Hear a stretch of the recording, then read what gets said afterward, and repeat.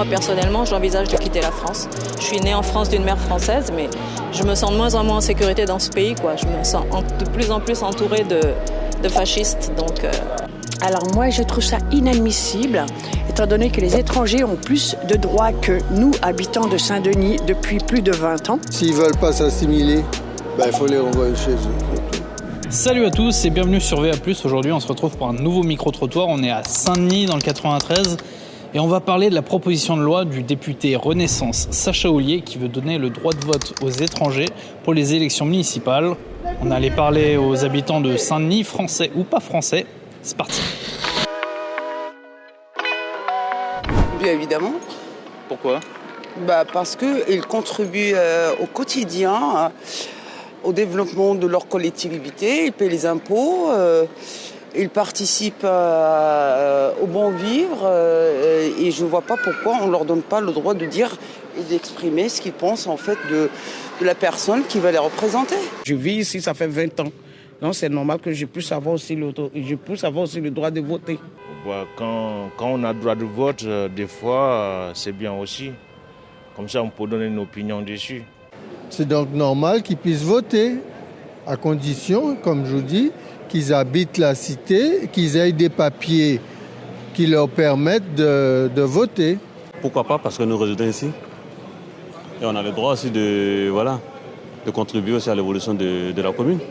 Moi, je trouve que c'est une bonne idée parce qu'en France, il y a beaucoup d'étrangers et qu'ils aient le droit de parole, c'est une bonne idée.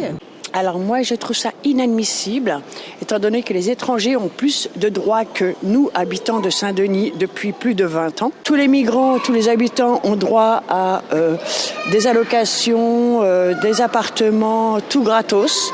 Et nous, on est en train de crever la dalle. Mais je pense que c'est important aussi qu'ils participent aussi à la vie citoyenne. C'est une façon aussi de les intégrer, quelque part. Donc, ils ont droit à tous les avantages sociaux et pourquoi pas cet avantage de pouvoir s'exprimer et de pouvoir, eux aussi, donner leur avis sur le monde politique. Du coup, il faudrait limiter le droit de vote aux étrangers qui travaillent et qui payent leurs impôts. C'est pas ce que je viens de dire.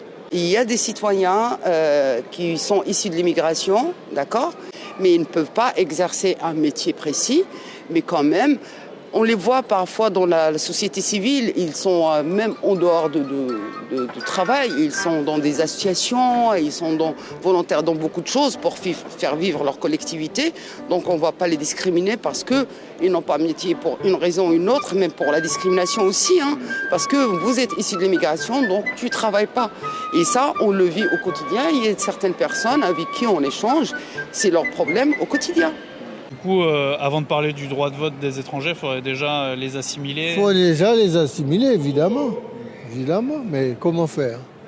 Et avant de régulariser, il faut que ces personnes aussi sachent parler français, adoptent les valeurs françaises. Ça c'est certain, oui. Parce que comme ça, écoutez, de plus en plus, ce qu'on voit, c'est que des gens qui n'intègrent pas. Ils s'habillent avec des habits venus d'ailleurs. S'ils veulent pas s'assimiler, il faut les renvoyer chez eux. Alors il faut savoir un truc, c'est que toute cette histoire de vote des étrangers, ça part d'une chose, le traité de Maastricht de 1992. Il y a un article de ce traité de Maastricht qui donne le droit aux résidents de l'Union européenne qui vivent par exemple en France ou dans d'autres pays membres, le droit d'exercer le vote ou même l'éligibilité aux élections locales, municipales et européennes. Néanmoins, ces résidents communautaires ne peuvent pas être élus maire ou adjoints au maire. Du coup, ce traité de Maastricht a créé une faille et les avocats, les partisans du droit de vote des étrangers en France disent qu'il y a une inégalité entre les étrangers communautaires et extra-communautaires et se servent donc de ce traité de Maastricht pour appuyer leur thèse. Pour moi, ça ne fait pas grand-chose. Mais je le fais comme ça parce que mes enfants me le demandent. Oui, mais enfin, ce qu'il faudrait, c'est déjà régulariser les gens qui arrivent là. C'est tout. Donc si on ne les régularise pas, ils ne peuvent pas voter. Pour voter, il faut être régularisé. C'est tout ce que je peux dire, moi. Vous préférez la nationalité ivoirienne, mais vous restez en France ? Pourquoi pas ? Tant qu'il y a des Ivoiriens, il y a des Français qui sont en Côte d'Ivoire, mais ils n'ont pas changé de nationalité. Donc voilà, ils peuvent aussi voter pour leur commune où ils résident. On peut faire les deux parce que c'est tellement difficile de l'obtenir, la naturalisation, qu'en attendant, c'est bien qu'ils aient le droit de vote. Ils sont concernés par ce qui se passe localement. Il y a beaucoup de pays dans le monde qui intègrent beaucoup mieux leurs étrangers que la France. Notamment le Sénégal, là j'en viens, ils intègrent super bien leurs étrangers. Les étrangers, il y en a beaucoup qui parlent le Wolof. Et voilà quoi, ils sont pas... Et pourquoi la France n'intègre pas ces étrangers? C'est une bonne question. C'est une bonne question. Je pense qu'il y a une montée du fascisme dans toute l'Europe, dont la France. Moi, personnellement, j'envisage de quitter la France. Je suis née en France d'une mère française, mais je me sens de moins en moins en sécurité dans ce pays, quoi. Je me sens de plus en plus entourée de fascistes. Non, la France, ce n'est pas l'extrême droite. Moi, ce que j'aimerais, c'est me sentir chez moi, partout dans mon pays, en fait, et avoir autant de droits que les Blancs. Nous sommes en présence d'une victime. J'ai beaucoup plus de chances d'être violence de victime policière, de par mon apparence. J'ai beaucoup moins de chances d'obtenir un logement. Vous avez déjà été victime de violences policières? Bon, je dirais pas que j'ai été victime de violences policières. Moi, personnellement, non. Il y a beaucoup d'étrangers qui apprennent le français déjà. Ça se fait parce que pour le travail et pour le reste, il faut. Donc c'est déjà dans la lancée en fait. Quand ils viennent en France, il y en a beaucoup quand même qui apprennent les cultures.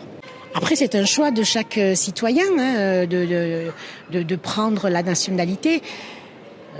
Après, si ça fait plus de 30 ans qu'ils vivent ici, mais qu'ils ont un titre de séjour, je pense qu'ils participent, ils contribuent à la vie locale, à la vie quotidienne d'un pays. Donc,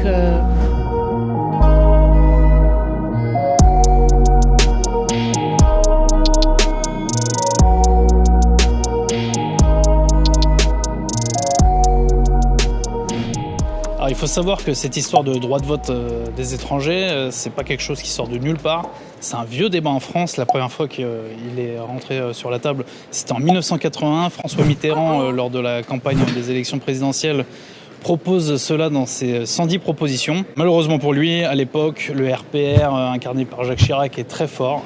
Et donc ça permet de repousser cette mesure, ça pendant les plusieurs septennats. Ensuite, d'autres présidents se sont déclarés favorables à cette mesure à titre personnel, comme par exemple Nicolas Sarkozy. Et l'autre président qui a véritablement porté cette mesure dans son programme, c'était François Hollande en 2012.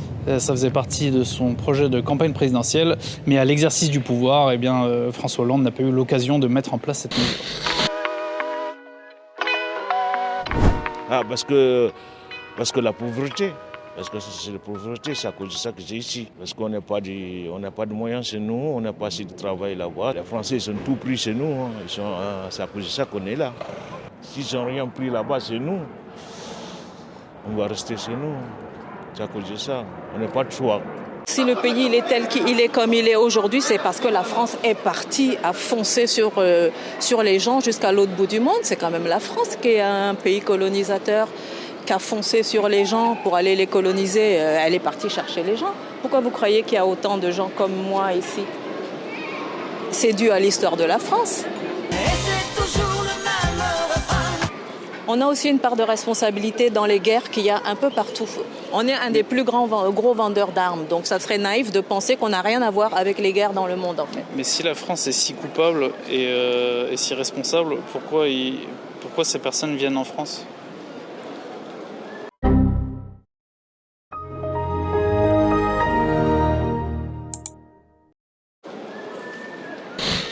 Tous ces gens, ils vont dans les pays où il y a de l'argent en fait.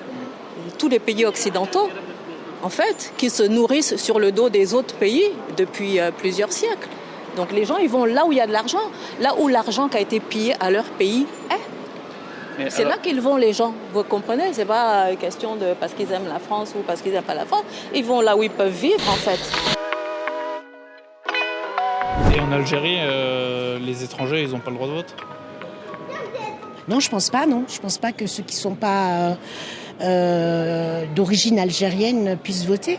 En Côte d'Ivoire, par exemple, pour les étrangers, est-ce qu'ils peuvent voter aux élections municipales? Ils peuvent voter si ça fait longtemps qu'il est là-bas, s'il remplit tout ce qu'il faut. Pourquoi pas, il peut voter. Comme de toute façon, moi, je suis à l'étranger, c'est que je remplis aussi tout et qu'il me donne le droit de voter parce que ça fait plus de 20 ans que je suis là. Donc, s'il est là-bas, qui remplit toutes les conditions, il peut voter. Pourquoi pas? Vous aviez dit que vous étiez originaire d'un pays, c'est lequel? Le Maroc. D'accord. Ouais. Et au Maroc, ça se passe comment pour les étrangers? Est-ce qu'ils ont le droit de vote ou...